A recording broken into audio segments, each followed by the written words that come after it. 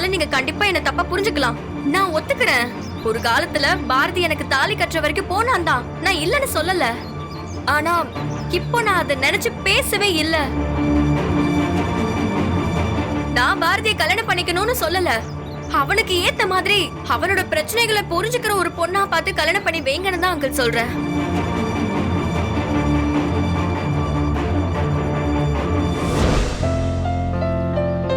Hi hi அகில், hi. சும்மா இரு. Sorry அஞ்சலி, உன்னை மீனுன்னு நினைச்சிட்டேன். அம்மா, என்ன ஏதோ மூட் அவுட்டா இருக்கிற மாதிரி இருக்கு? மூட் அவுட்லலாம் இல்ல அகில், பயங்கர கோவத்துல இருக்கேன். ஆமா, இப்பெல்லாம் அடிக்கடி மூட் அவுட் ஆகுறிய. இன்னைக்கு நடந்த சம்பவம் என்ன? அதே வெண்பா தான்.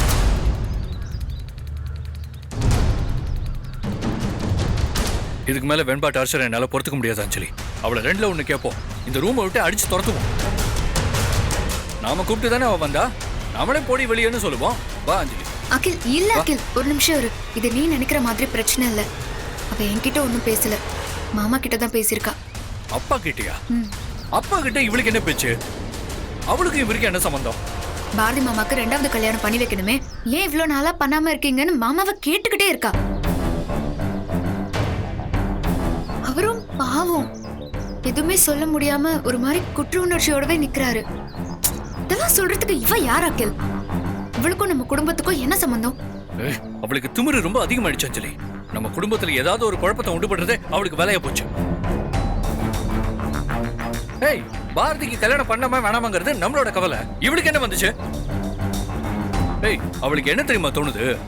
எப்படியாச்சும் பாரதியை கல்யாணம் பண்ணிக்கணும். 8 வருஷத்துக்கு முன்னாடி அவ பேசி பண்ணி முடியாம போயிடுச்சு. அதுல இருந்து இவளும் பாரதி பின்னாடி சுத்தி சுத்தி பார்த்தா அவன் கண்டுக்கவே மாட்டேங்கிறான். அதனாலதான் முதல்ல அப்பாவோட மனசை கன்வின்ஸ் பண்ண பாக்குறான்.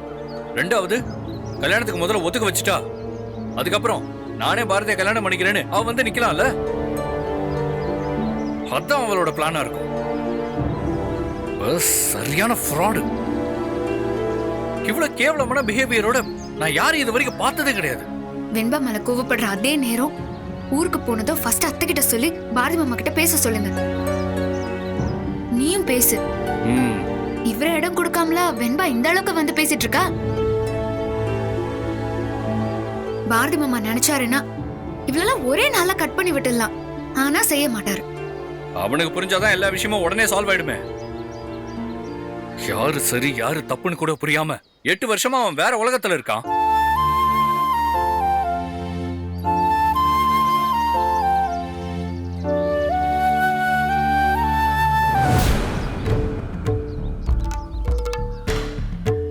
உங்ககிட்ட ஒரு விஷயம் கேட்கணுமே. என்னது? சொல்லு. என் கூட படிச்ச ஃப்ரெண்ட் ஒருத்தி இருக்கா நீ. பேரு கஸ்தூரி. 2nd இயர் படிக்கும் போதே அவளை கல்யாணம் பண்ணி வச்சுட்டாங்க. அவளுக்கு இப்போதைக்கு குழந்தை பெத்துக்கிறதுல ஆர்வமே இல்ல. இன்னும் 4-5 வருஷம் போகட்டும்னு இருக்கா அண்ணி. ஆனா அவளோட புருஷன் விடாம டார்ச்சர் பண்ற அண்ணி. குழந்தை உருவாகாம இருக்க ஏதாவது மருந்து இருக்குமான்னு என்கிட்ட கேட்டான். எனக்கு என்ன தெரியும் அண்ணி? நீங்க தான் கல்யாண நாளாச்சே, அதான் உங்ககிட்ட கேட்டு சொல்றேன்னு சொல்லிருக்கேன். உங்களுக்கு இத பத்தி ஏதாவது தெரியுமா அண்ணி? என்ன இவ தெரிஞ்சுக்கிட்டே ஆழம் பாக்குறாளா? சொல்லுங்க அண்ணி. இத எதுக்கு என்கிட்ட கேக்குற பார்வதி? ஆமால, நான் இதுக்கு உங்ககிட்ட கேட்கணும். சந்தியா அன்னிக்கிட்ட தான் கேட்டிருக்கணும். அவங்க தானே இதுக்கு மாத்திரை எடுத்துக்கிட்டாங்க. பாவம். உங்களுக்கு இத பத்தி என்ன தெரியும்? பாவம் இல்ல நீங்க.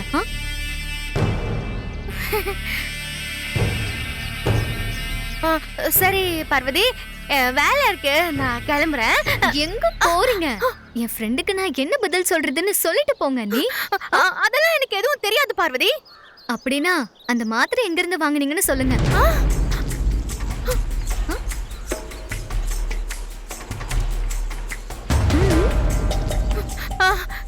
எந்த மாத்திரை பார்வதி கேக்குற? குழந்தையே உருவாக கூடாதுன்னு வாங்கி போட்டீங்களே அந்த மாத்திரை. சொல்லுங்க. மாத்திரைய எங்க வாங்குனீங்க? என்ன நீ ஷாக்கா இருக்கா? எனக்கும் அப்படிதான் ஷாக்கா இருந்துச்சு. நீங்க இப்படி பண்ணுவீங்கன்னு நான் எதிர்பார்க்கவே இல்லை. அதுவும் அண்ணனுக்கு தெரியாம அம்மாவுக்கு தெரியாம இவ்ளோ பெரிய காரியம் பண்ணிருக்கீங்க. பார்வதி, இப்பதான் ஒரு விஷயம் எனக்கு கிளியரா இருக்கு. அன்னைக்கு ஒரு நாள் வீட்ல இருந்த மாத்திரை கீழே கிடந்தப்போ இது சந்தியா எடுத்துக்கிற மாத்திரைன்னு நீங்க சொன்னீங்க, நானும் சொன்னேன். இப்போதானே தெரியுது அது உங்களோட மாத்திரைன்னு. ஐயோ, நீங்க வேணும்னே சந்தியா நீ மேல பழிய தூக்கி போட்டிருக்கீங்க. எதுவுமே தெரியாத மாதிரி இப்படி பாவமான மூஞ்சிய வச்சுக்கிட்டு என்னென்ன வேலையெல்லாம் செஞ்சிருக்கீங்க. இது மட்டும் அம்மாக்கு தெரிஞ்சா என்ன ஆகும்னு தெரியுமா? பார்வதி, ஏற்கனவே குடோன்ல தீ வச்ச விஷயத்துல உங்க மேல போனா போகுதுன்னு மன்னிச்சு விட்டுருக்காங்க. ஆனா இந்த வாட்டி நிச்சயமா அப்படிலாம் பண்ண மாட்டாங்க. கொந்தளிச்சு போயிடுவாங்க. மொத்தமா மூட்டைய கட்டிக்கிட்டு வீட்டுக்கு கிளம்ப வேண்டியதுதான். ப்ளீஸ் பார்வதி, யார்கிட்டயும் இத பத்தி சொல்ல வேண்டாம். இது நமக்குள்ளே இருக்கட்டும். ப்ளீஸ், நான் உன்னை ரொம்ப கெஞ்சி கேக்குறேன் பார்வதி. சரி சரி சரி சரி சரி நான் இத வெளியே யார்கிட்டயும் சொல்ல மாட்டேன். ஆனா இதுல எனக்கு என்ன லாபம்? உனக்கு என்ன வேணாலும் சொல்லு. உனக்கு என்ன வேணாலும் தரேன். இந்த பூ வச்சுக்கோ. அடச்சா, இது எதுக்கு எனக்கு? ஐயோ, இப்போதைக்கு எனக்கு ஒரு 5000 வேணும். அப்புறம் என்ன வேணும்ன்றத யோசிச்சு சொல்றேன். 5000மா?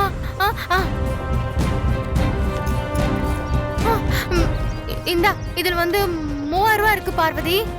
மீதி வந்து அப்புறமா தரேன். ஆனா இது யார்கிட்டயும் சொல்லிடாத. சூப்பர் அண்ணி நீங்க. நான் கேட்கும் போதெல்லாம் பணத்தை டான் டான்னு கொடுக்குறீங்க போங்க. Meet you later with a balance 2000. Okay, bye by.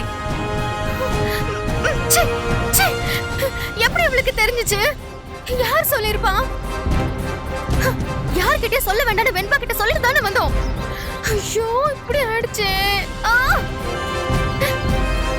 இந்த பார்வதி நல்ல நாள்லயே கண்டதை சொல்லி காசு கேப்பா. ஐயோ, இந்த விஷயத்தை வச்சு எவ்வளவு கறக்க போறாளோ. ஐயோ, எல்லாம் விதி.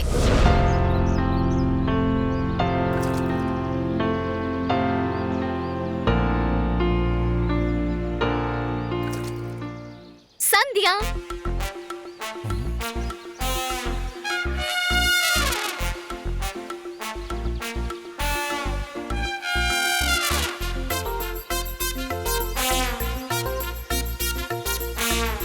சந்தியா,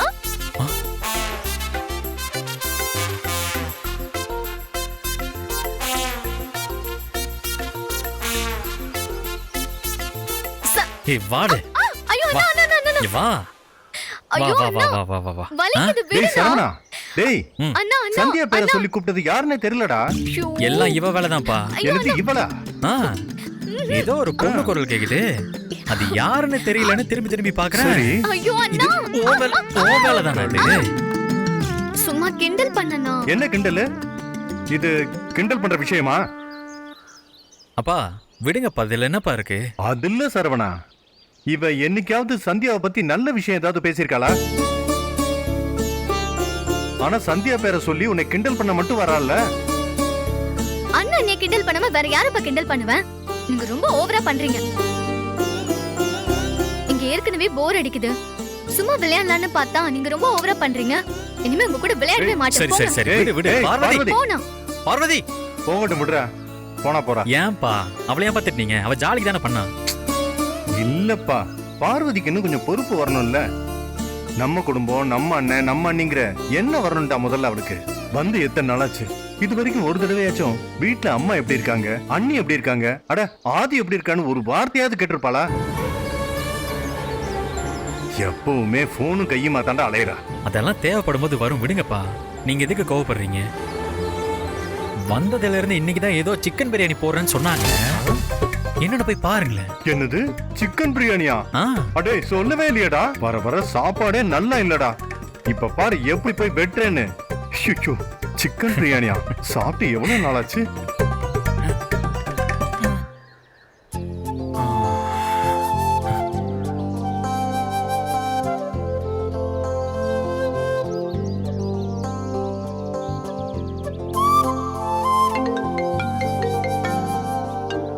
ஹலோ, என்னங்க பண்றீங்க? பேசலாமா இப்போ? நீங்க என்கிட்ட பேசுறதுக்கு யார்கிட்டங்க பெர்மிஷன் வாங்கணும்? தாராளமா பேசலாம். இப்ப இங்க என்ன தெரியுமாங்க நடந்துச்சு? நான் பாட்டுக்கு இங்க குளத்துல களை தூக்கி போட்டு விளையாண்டு இருந்தேங்க. சந்தியா சந்தியான்னு உங்க பேரை சொல்லி கூப்பிடுறாங்க. எனக்கு ஒண்ணுமே புரியல. ஆனா என் முகத்துக்கு பின்னாடி ஒரு குரல் கேக்குது. டக்குன்னு திரும்பி பார்க்கறேன், ஆளை காணோம். அப்படியா? ஏன் பேரு சொல்லி உங்களை கேலி பண்றாங்களா? யாருங்க அது? அது யாரா இருக்கும் நீங்களே கண்டுபிடிங்க பார்க்கலாம். யாரா இருக்கும்? தெரியலையேங்க. நம்ம பார்வதிங்க. பார்வதியா? காலேஜ் படிக்கிறாள்ல, அதான். காலேஜ்ல இப்படிதான் பசங்க கேலி பண்ணுவாங்க. ஏங்க எனக்கே ரொம்ப வெக்கமா இருந்துச்சுங்க. ஆனா அப்பாதான் பார்வதியை பிடிச்சு நல்லா திட்டி விட்டாப்ல. உங்களுக்கு வெக்கமா இருந்துச்சா? எதுக்கு? ஆ, அதாங்க உங்க பேரை சொல்லி கூப்பிட்டால, அத நினைச்சுதான். அது சரி, நல்ல வேளை இந்த தடவை விக்கல் வரல.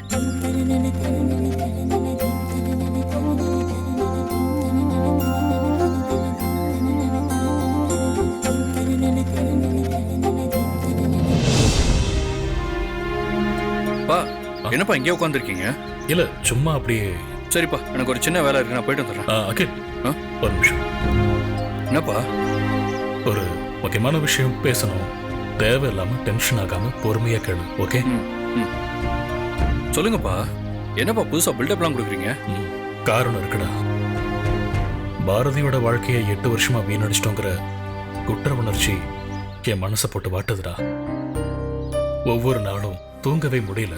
எனக்கு மட்டும் இல்ல, உங்க அம்மாவுக்கும் இதே நிலைமைதான். எனக்கு அது தெரியாதப்பா. ஆனா அதுக்கு நீங்க என்ன பண்ண முடியும்? அந்த பாரதி தான் கண்ணமானியோட சேர்ந்து வாழ ஒத்துக்க மாட்டேங்கிறானே. அதுக்காக அப்படியே விட்டது தப்புன்னு இப்ப எனக்கு தோணுதுடா. கண்ணம்மாவோட வாழ அவன் ஒத்துழைக்கலனாலும் வேற ஒரு பொண்ணை பார்த்தாச்சும் அவனுக்கு கல்யாணம் பண்ணி வச்சிருந்திருக்கணும்.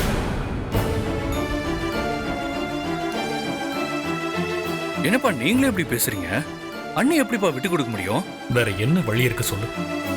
கண்ணம்மாவோட இவன் சேர்ந்து வாழ்ந்தா அதை விட நமக்கு வேற என்னடா சந்தோஷம் இருக்கு?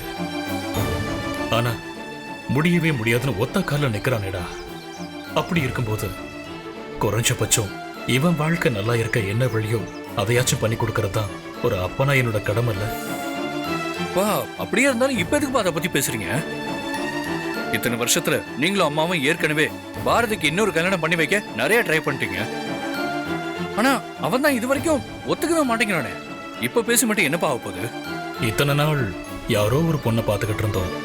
புதுசா ஒருத்தி வந்து தன்னோட கடந்த கால வாழ்க்கையை தெரிஞ்சுக்கிட்டு அசிங்கமா நினைச்சிருவாளோன்னு பாரதி மனசுல இருந்திருக்கும். அதனாலதான் இந்த வாட்டி பாரதியை பத்தி எல்லா விஷயமும் தெரிஞ்ச ஒரு பொண்ணை நான் பார்த்திருக்கேன்.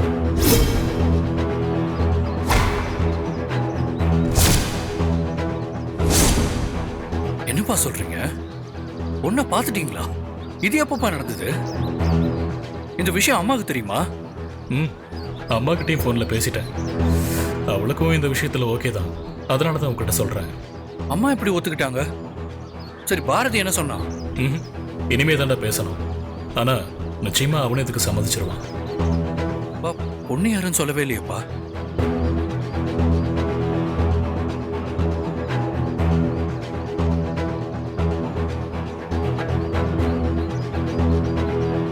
வெண்பாதா.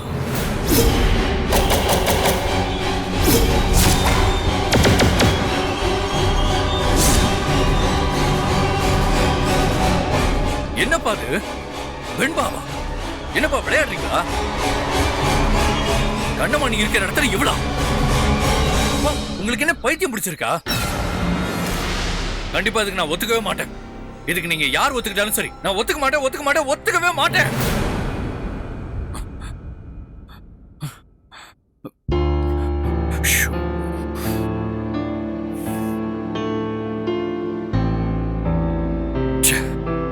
இவ்வளவு கேவலமான கனவா?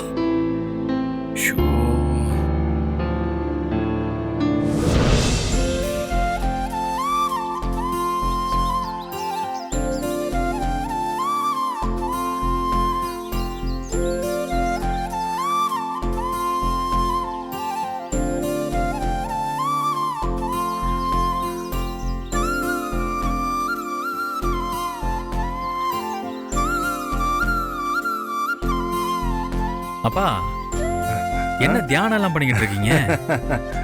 ரொம்ப நாளா பண்ணிக்கிட்டு தான் இருக்கேன். நீ பார்க்கலையா? இல்லையே. ஆமா, இதெல்லாம் உங்களுக்கு எப்படி தெரியும்? சென்னையில இருந்து ஒரு ஃபேமிலி வந்திருக்காங்கல்ல, அதுல வேணும்னு ஒருத்தர் இருக்காருல்ல. ஆமா, டாக்டரோட அப்பா. அவர் தான் இதை எனக்கு சொல்லி கொடுத்தாரா. மூச்சு பயிற்சி, தியானம், இது ரெண்டுமே தினமும் காலையில செய்யுங்க, நல்ல தூக்கம் வரும்னு சொன்னார்டா. அதே மாதிரி நல்லா இருக்குடா, எந்த சோர்வு இல்லாம உடம்பு ஒரு மாதிரி நல்லா இருக்குடா. அப்படியாப்பா? அப்ப விடாம செய்யுங்க. நான் மட்டும் இல்ல சரவணா, இத நீயும் செய்யலாம். ஆ? உனக்கும் இது நல்லது தானடா. அப்பா நீங்க பண்ணுங்கப்பா, நான் சும்மா வந்தேன். டேய், ஊர்ல தான் வேலை வேலைன்னு ஓடுற, இங்க சும்மா தானே இருக்க, செய்டா, செஞ்சு பாரு. இங்க பாரு, ஒரு மூக்கு வழியா காத்த மெல்லமா இழுத்து இன்னொரு மூக்கு வழியா மெல்லமா விடணும். திரும்பவும் இன்னொரு மூக்கு வழியா இழுத்து இன்னொரு மூக்கு வழியா விடணும். அவ்வளவுதான்டா, ஈஸி. இந்த மாதிரி 20 வாட்டி செய்யுங்கன்னு சொன்னாரு. நீ செய் பார்க்கலாம்.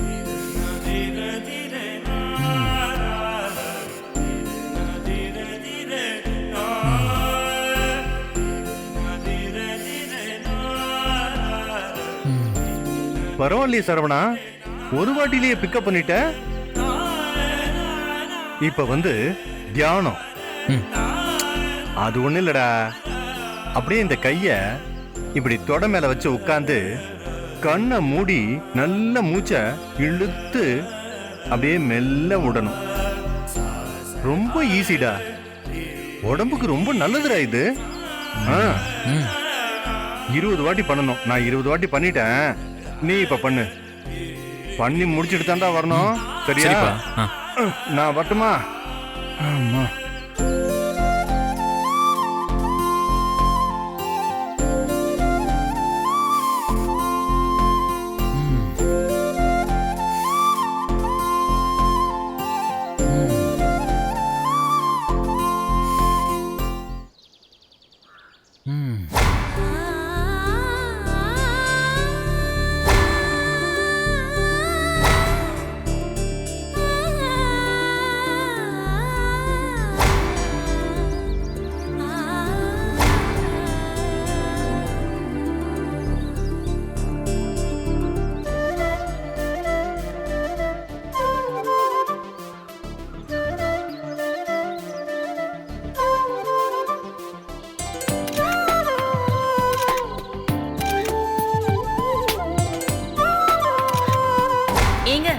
இங்க வாங்கல, இந்த பாத்திரத்தை கொஞ்சம் எடுத்து கொடுங்களேன்.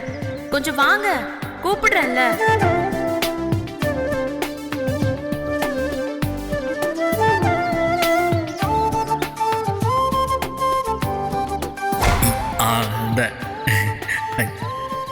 All the best. என்னங்க தப்பா சொல்லிட்டானா? ஆல் த ஃபர்ஸ்ட் இல்லைங்க, all the best.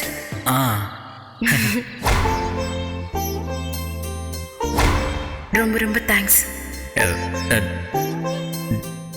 No no மனுஷன். என்ன சொன்னீங்க? அதாங்க, நோ மனுஷன். என்னங்க சிரிக்கிறீங்க? நல்லா தானே சொன்னேன். அது நோ மனுஷன் இல்ல. வேற என்ன? No mention. ஆடாது என்ன கர்மமோ.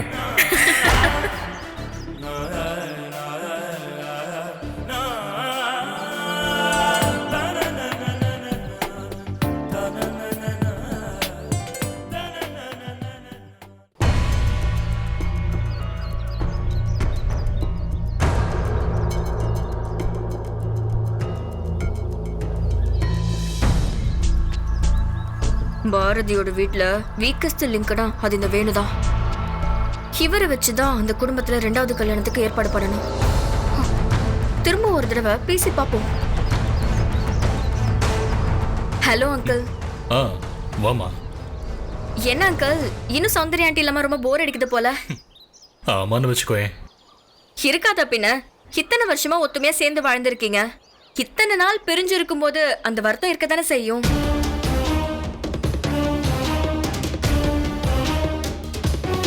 அப்புறம் அங்கிள், நான் சொன்னதை பத்தி யோசிச்சு பாத்தீங்களா?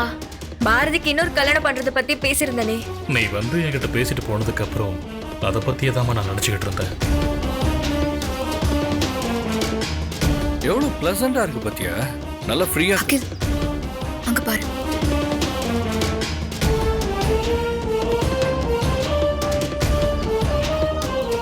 அப்பா அம்மா அண்ணன் தம்பின்னு எத்தனை ரிலேஷன்ஷிப் கூட இருந்தாலும் கடைசி வரைக்கும் வரப்போறது மனைவி மட்டும் தானே அங்கிள். அப்படி ஒரு வாழ்க்கை துணை இல்லாம பாரதி இப்படியே இருக்கிறது எனக்கு என்னவோ நல்லாவே படல.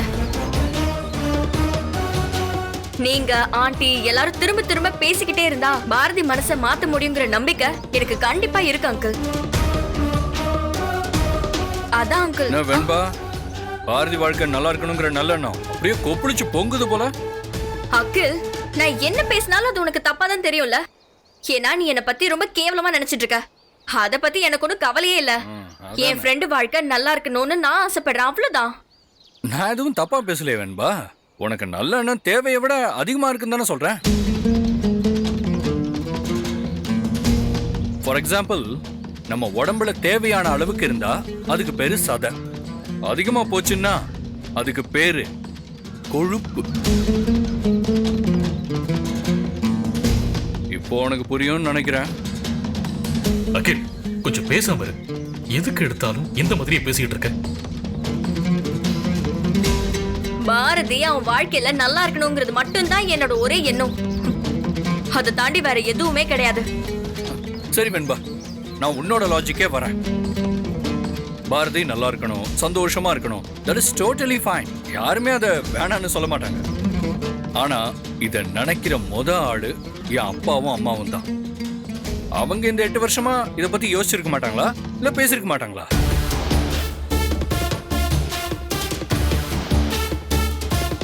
அவங்களுக்குலாம் இல்லாத அக்கறை உனக்கு வந்துருச்சா?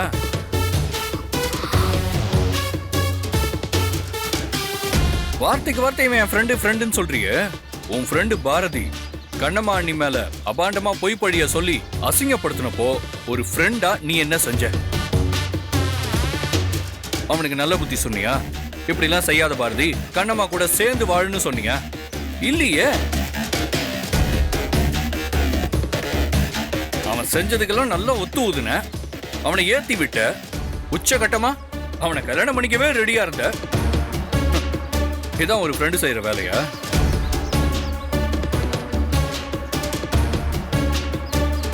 ஒரு வேளை நீ உண்மையான மனசோட சொல்றதா இருந்தா நீ முதல்ல பேச வேண்டியது பாரதி கிட்ட. அவங்கிட்ட பேசி முதல்ல DNA டெஸ்ட் எடுக்க ஒத்துக்க வை.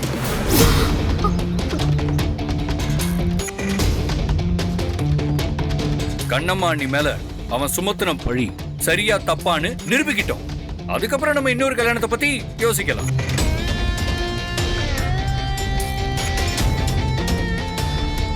எப்படி ஒரு அப்பாவி பொண்ணை இவன் கல்யாணம் பண்ணிட்டு வருவான், அப்புறம் திடீர்னு ஒரு நாள் இவனுக்கு சந்தேகம் வந்துடும், சண்டை போட்டு துரத்தி விட்டுருவான், அப்புறம் திரும்ப ஒரு கல்யாணம் பண்ணி வைக்கணுமா?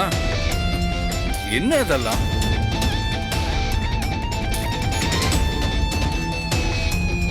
ஏய், நியாயமா பார்த்தா நான் பேச வேண்டியது எல்லாமே நீ பேசணும். எங்க உனக்கு தான் மத்தவங்களுக்கு நல்லது பண்றதெல்லாம் சுட்டு போட்டாலும் வராது.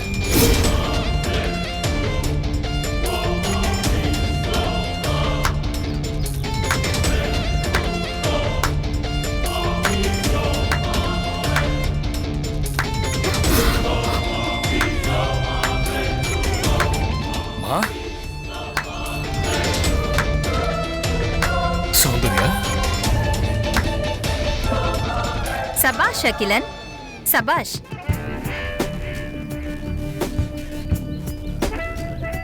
நான் இருந்திருந்தா என்ன பதில் சொல்லிருப்பேனோ அதே பதில தான் நீ வார்த்தை மாறாம சொல்லியிருக்க. வெல் டன் அகில், வெல் டன். உன்னை நம்பி ஒரு குடும்பத்தை விட்டுட்டு போலாங்கிற ஒரு நம்பிக்கை எனக்கு இந்த செகண்ட் வந்திருக்கு.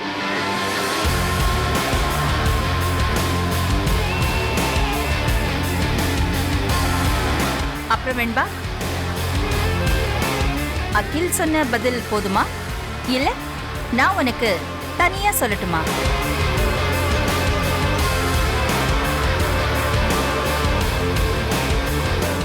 முதல்ல வாங்கி கொடுத்த பொருளை நம்ம கை தவறி உடைச்சிட்டோம்னா திரும்ப இன்னொரு பொருள் வாங்கிக்கிறதுக்கு கல்யாணங்கிறது விளையாட்டு பொம்மை கிடையாது. அது வாழ்க்கை.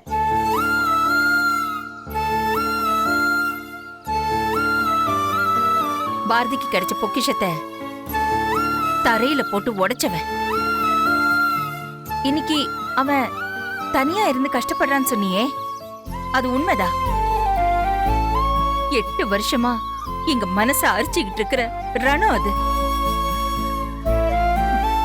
ஒரு வகையில அவன் கஷ்டத்தை யோசிக்க எங்க குடும்பத்தை தாண்டி ஒரு ஜீவன் இருக்குன்னா அது நீதான்.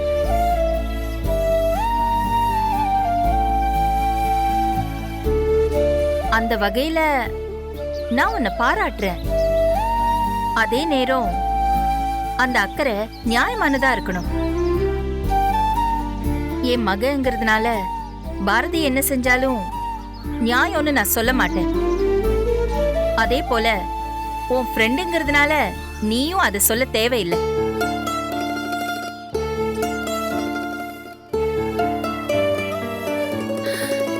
பாரதிக்கு இன்னொரு கல்யாணம் பண்ணணும்னு நான் சில நேரம் பேசியிருக்கேன். இவரும் சில சமயம் பேசியிருக்காரு.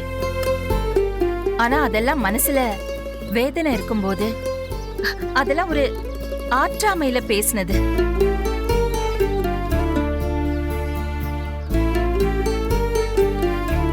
திரும்பவும் அத நாங்க யோசிச்சு கூட பார்க்க மாட்டோம்.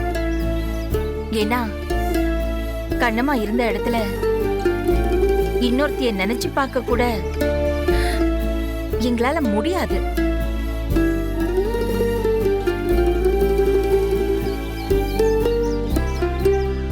பொன் வச்ச இடத்துல பொண்ணை மட்டும்தான் வைக்கணும், குப்பையை வைக்க முடியாது. இதை பாரு, இப்போதான் நீ ஹாஸ்பிட்டல் இருந்து டிஸ்சார்ஜ் ஆகி வந்திருக்க. எதுக்கு தேவையில்லாம இப்படி காய்ச்சி மச்சுன்னு சத்தம் போட்டுக்கிட்டு இருக்க? முதல்ல நீ ரெஸ்ட் எடு, வா ரூமுக்கு போலாம் வா. போக வேண்டியதாங்க. அப்புறம் வெண்பா, தேங்க்யூ ஸோ மச்மா. எதுக்கு ஆண்டி? 1000 தான் இருந்தாலும் பாரதி ஒரு வார்த்தை சொன்னதுமே அஞ்சலியை பாத்துக்கிறதுக்காக கிளம்பி வந்தியே, அதுக்காக தான். அதெல்லாம் விடுங்கம்மா, போலாம் வாங்க. வா. இந்த அம்மா ஏன் திடீர்னு இங்க வந்து நிக்குது? இது எம்ம கண்டனாச்சே, விட்டா கணமாவும் வந்து நின்றுவா போல இருக்கே.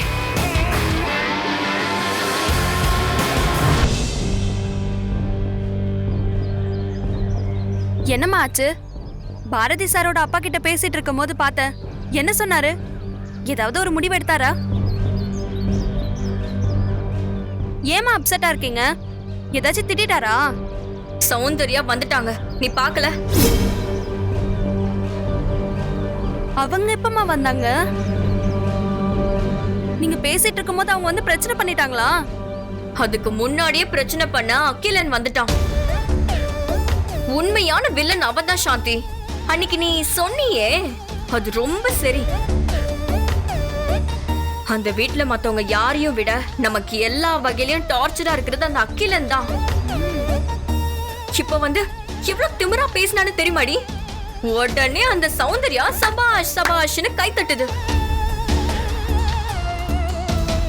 எனக்கு வர கோவத்துக்கு அகிலன் அப்படியே மூஞ்சில ஒரு குத்து பண்ணும் போல இருக்கு. ஓ, இதான் விஷயமா?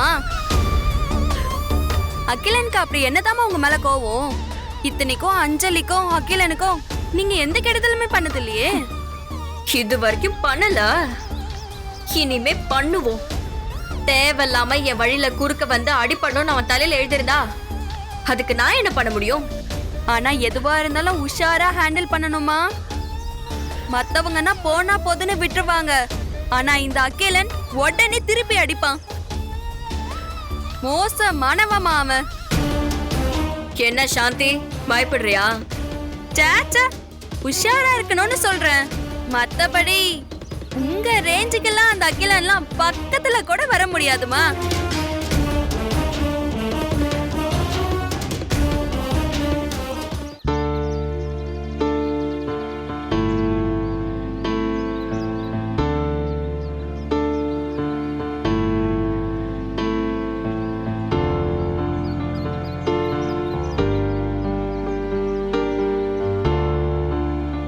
என்னங்க என்னங்க ரொம்ப நேரமா அமைதியா யோசிச்சுட்டே இருக்கீங்க? இத்தனை நாள் கழிச்சு வந்திருக்கேன், என்ன ஏதுன்னு கூட விசாரிக்கவே இல்ல. அது ஒண்ணு இல்ல சௌந்தர்யா, சும்மா தான் ஏதோ யோசிச்சுட்டு இருந்தேன். ஆமா, நீ என்ன இப்படி திடீர்னு சொல்லாம குளம் வந்து நிக்கிற? சர்ப்ரைஸா இருக்கட்டுமேனு தான் வந்தேங்க. வந்து இறங்குனதும் வெண்பாவை பார்த்த உடனே ஒரு பெரிய பிரச்சனை. ஐயோ, ஏன் தான் இப்படி நடக்குதுன்னே தெரியலங்க. வீட்டு வாசல்ல மல்லிப்பூ செடி இருந்தா மல்லிப்பூ வாசனை தான் வரும், அரளி செடி இருந்தா அரளி வாசனை தான் வரும். என்னங்க ஒரே குழப்பமா பேசுறீங்க? எனக்கு ஒண்ணும் புரியலையே. வெண்பா பேசிட்டான்னு வருத்தப்படுறியே, ஆனா அவ உண்மையே தானே பேசினா. அவ பேசுனதுல என்ன உண்மையை நீங்க கண்டீங்க சொல்லுங்க? பெத்தவங்க நமக்கு இல்லாத அக்கறை பாரதி மேல இவளுக்கு வந்துருச்சா? அவளுக்கு பாரதியை எப்படியாவது கல்யாணம் பண்ணிக்கணுங்கிற எண்ணம். அதுக்காக இவ கண்டதையும் பேசி தெரிஞ்சுக்கிட்டு இருக்கா. இருக்கட்டும் சௌந்தர்யா, நான் வெண்பா சொன்னதுல இருந்து ஒரே ஒரு விஷயத்தை மட்டும்தான் எடுத்துக்கிறேன். நாம பாரதியோட வாழ்க்கையை பலி கொடுத்துட்டு இருக்கோமோன்னு எனக்கு தோணுது. 8 வருஷமா தனியா வாழ்ந்துட்டு இருக்கிற அவனுக்கு இன்னொரு துணைய தேடி தரணுன்ற பொறுப்பு நமக்கு இல்லாம போயிடுச்சோன்னு எனக்கு தோணுது.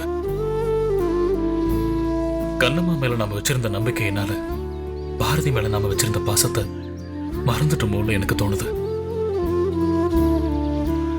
இப்பவே பாரதிக்கு என்ன வயசாச்சு? இன்னும் 4-5 வருஷம் போச்சுன்னா இன்னொரு கல்யாணங்கிற பேச்சையே யோசிச்சு கூட பார்க்க முடியாது. நீங்களா அங்க இப்படி பேசுறீங்க?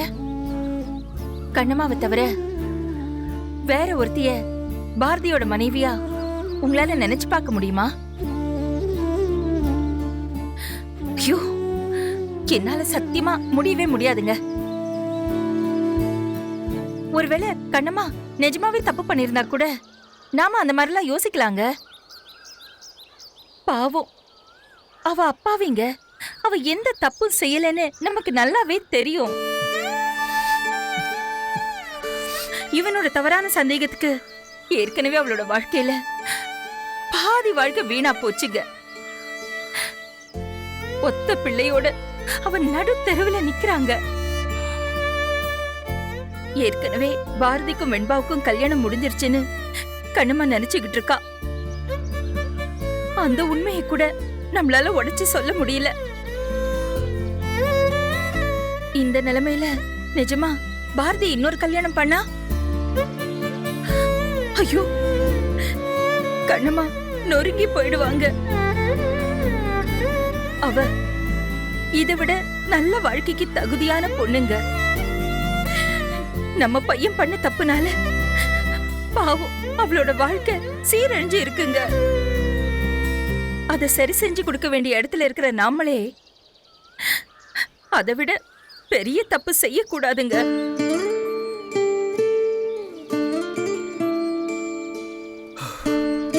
புரியுது சௌந்தர்யா, நான் எந்த காலத்திலயும் கண்ணம்மாவை கைவிட்டணும். அவ எப்படி போனா நமக்கு என்ன? பாரதி வாழ்க்கை மட்டும்தான் முக்கியம்னு நிச்சயமா நான் நினைக்கல. அப்படி நான் நினைக்கவும் மாட்டேன், அது உனக்கே தெரியும். ரோட்ல அடிபட்டு யாரும் இல்லாம சாக கிடந்த என்ன ஹாஸ்பிட்டல்ல சேர்த்து உயிர் பிச்சை கொடுத்த சாமி அவன். அந்த நன்றி எனக்கு சாகர வரைக்கும் இருக்கும் சௌந்தர்யா. இருந்தாலும் பாரதியோட வாழ்க்கை இப்படி போகுதுங்கிற ஆதங்கத்துல தான் நான் இப்படி பேசினேன். ஐயோ, நீங்க கவலைப்படாதீங்க. எல்லாமே கை கூடி வர மாதிரி எனக்கு தோணுதுங்க. எங்க இருக்கானே தெரியாம இருந்த கண்ணம்மா நம்ம கிட்டே வந்து சேர்ந்திருக்கா. 2 பேத்திங்களும் தெரிஞ்சும் தெரியாமலும் நம்ம எல்லார் கூடவும் பழக ஆரம்பிச்சிட்டாங்க. பாரதியும் 2 பிள்ளைங்க கூட பாசமா இருக்காங்க. எல்லா சிக்கலும் ஒவ்வொன்னா சரியாயிட்டு வர மாதிரியே எனக்கு தோணுதுங்க. சீக்கிரமே இந்த வனவாச வாழ்க்கை பாரதிக்கு ஒரு முடிவுக்கு வந்துருங்க. நான் சொல்றத நம்புங்க. நம்புறத தவிர இப்ப வேற என்ன வழி இருக்கு சௌந்தர்யா?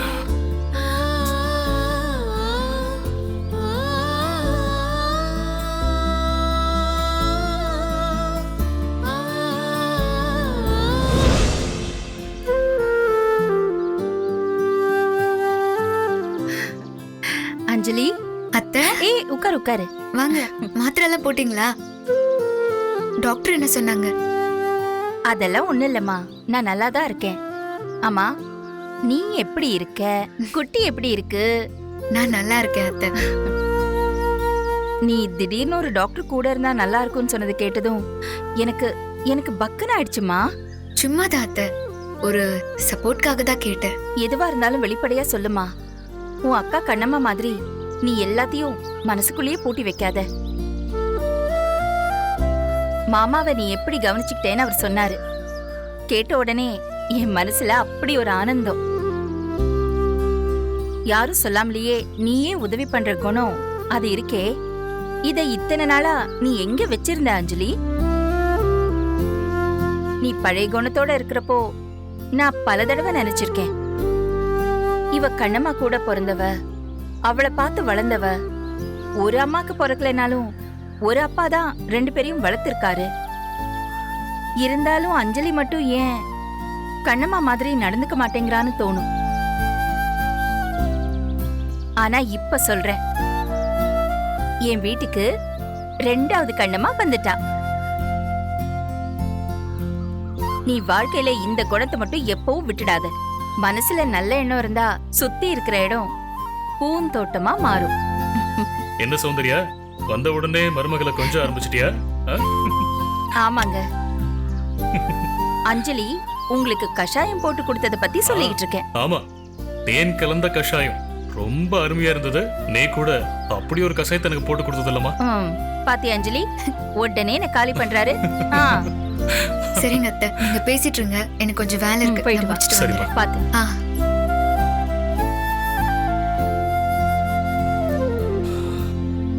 அப்புறம் சௌந்தர்யா, ஆமா பாரதி கிட்ட பேசலையா? என்ன சொன்னா? பாரதிய பத்தி பேசினாலே என் மனசுல கண்டதெல்லாம் ஓடுதுங்க.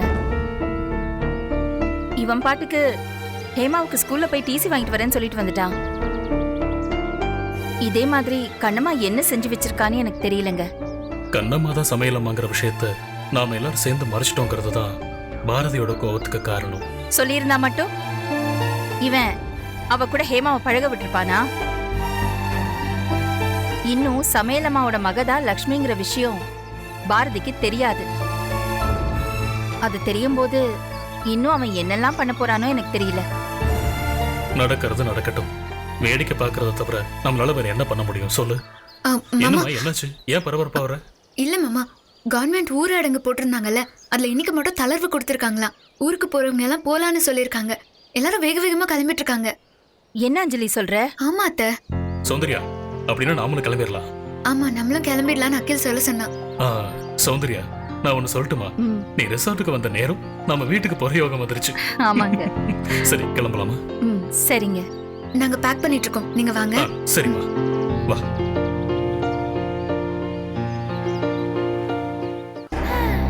அப்பாடி, நல்ல வேலை, ஒரு வழியா இவகிட்ட இருந்து தப்பிச்சாச்சு. ஆனா ஊருக்கு போனதும் நான் குடிச்சிட்டு ரகலை பண்ணது சம்பந்தமா அத்தை திரும்பவும் பஞ்சாயத்து பண்ணுவாங்களே. ஐயோ, எப்படி சமாளிப்பேன்னு தெரியலையே. அண்ணி, மாத்திரை போட்ட உண்மை எனக்கு தெரியுங்கிறத மறந்துடாதீங்க. ஊருக்கு போன உடனே எனக்கு என்ன வேணும்னு கேட்பேன். செஞ்சு தரலன்னா நான் யாருக்கிட்ட சொல்லணுமோ சொல்லிடுவாப்பா. ஏய் பார்வதி, லூசு மாதிரி பேசுற. என்னடி இப்படி கத்திக்கிட்டு இருக்க? உங்க அருமை தங்கச்சி பார்வதி என்ன போட்டு டார்ச்சர் பண்ணிட்டு இருக்கா. போற வேளை எங்கயாவது அவளை இறக்கி விட்டு போயிடலாங்க. ஏய், அவ என்னடி பண்ணனா?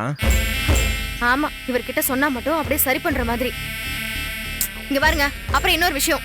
ஊருக்கு போனதும் நான் குடிச்சிட்டு ஆட்டம் போட்டதை வச்சு உங்க அம்மா ஏதாச்சும் வம்பிழுப்பாங்க. அந்த நேரத்துல வாயை முட்டு சும்மா இல்லாம தயவு செஞ்சு என்ன காப்பாத்துங்க. ஏய் வாடி ஊருக்கு போய் பாத்துக்கலாம். இவ ஒருத்தி வா. எல்லாத்தையும் இருந்தாலும் கேளுடா. அமைதியா இருங்க என்ன, நான் போய் பாத்துக்கலாம். ஏய் இவங்க வந்து நிக்கிறாங்க பாரு.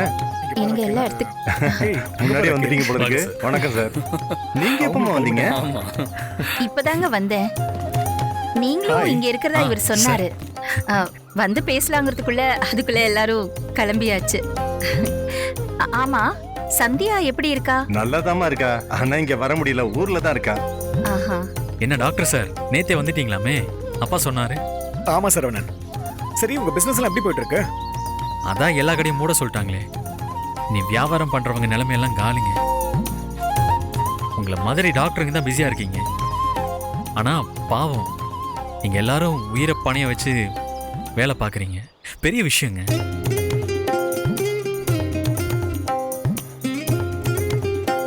அப்புறம் பிரதர், ஊருக்கு போனதுக்கு அப்புறம் எங்களெல்லாம் மறந்துடாதீங்க. அது எப்படிங்க மறப்பேன்?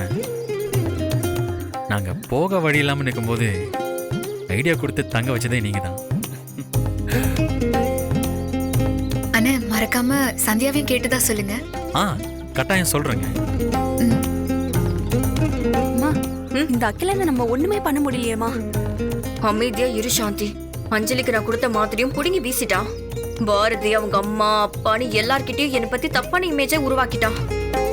இவனெல்லாம் சும்மா விடக்கூடாது. ஊருக்கு போன உடனே இவனுக்கு தனி ஒரு ஸ்கெட்ச் போடணும். சரிப்பா, நாம அப்படியே கிளம்பலாம். நேரம் ஆயிடுச்சுல. ஆமா நேரம் ஆயிடுச்சுல்லப்பா. ஆமாங்க, நாங்க தென்காசி வரைக்கும் போனோம். நாங்க அப்படியே கிளம்புறோம். பார்த்து பத்திரமா போங்க. போய் சேர்ந்த உடனே ஃபோன் பண்ணி எங்களுக்கு இன்ஃபார்ம் பண்ணுங்க. கண்டிப்பா சார். கண்டிப்பா சார். நீங்க சார், கிளம்புறீங்க? நீங்க என்ன கிளம்பலையா? கிளம்பிக்கிட்டே இருக்கோம் சார். வண்டிக்காக வெயிட்டிங். அதான் லக்கேஜ் எல்லாம் எடுத்துட்டு வந்துட்டோம். நீங்களும் வரீங்களே, வண்டி வந்தது எல்லாரும் ஒண்ணா போயிடுவோம். இல்ல சார், அதுக்காகலாம் நாங்க வெயிட் பண்ணா எங்க பஸ்ஸை நாங்க மிஸ் பண்ணிடுவோம். அப்ப நாங்க வர்றோம் சார். சரி சரிங்க, வாங்க. வாங்க, பேக் எடுத்துக்க. வாங்க சார். பாய். போயிட்டு வரோம்ப்பா. வாங்க. பாய் பிரதர். வரோம். போயிட்டு வரோம். சரிங்க. ஜாக்கிரதை. பாய். பாய். வரேங்க. சரிப்பா, ஆ? நீங்க எல்லாரும் முன்னாடி போயிட்டு இருக்கீங்களா? ஹேமா நல்லா ரூம்ல தூங்கிட்டு இருக்கா. அவ முழிச்சதும் அப்படியே நான் பின்னாடி வந்துடுறேன். டேய், என்னடா நீ? குழந்தை தூங்கிட்டு இருக்கானா, அப்படியே தூக்கிட்டு வந்து கார்ல உட்கார வை. அவ தூங்கிட்டு அப்படியே கிளம்பலாம். இல்லப்பா, அவ அசந்து தூங்கிட்டு இருக்கா. அவளை டிஸ்டர்ப் பண்ண வேணாம் தான். சரி, கொஞ்ச நேரம் பாக்குறேன். அப்படி இல்லைன்னா நீங்க சொன்ன மாதிரி கார்லயே போட்டு பின்னாடி வந்துடுறேன். ம், சரி. சரி, பாய். வா, கிளம்பா.